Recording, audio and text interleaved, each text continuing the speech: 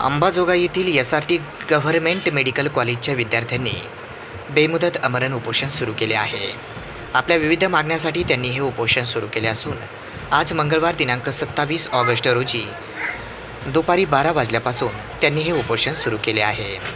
यामध्ये मानसिक त्रास, अन्याय, अत्याचार, जातीयवाद करणाऱ्यांची त्वरित प्रशासकीय बदली झालीच पाहिजे अशी ही प्रमुख मागणी आहे।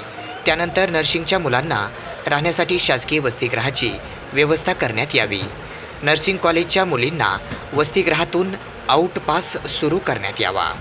तसेच नर्सिंग कॉलेजला चतुर्थ श्रेणी कर्मचारी देण्यात यावे। मुलींच्या वसतिगृहासाठी सुरक्षा कर्मचारी देण्यात यावा। मुलींच्या वसतिगृहासाठी फिल्टरच्या पाण्याची सोय करण्यात यावी। अशा प्रकारे विविध मागण्यासाठी SRT मेडिकल कॉलेजच्या विद्यार्थ्यांच्या वतीने आज बेमुदत आमरण उपोषण कॉलेजसमोर सुरू करण्यात आले आहे।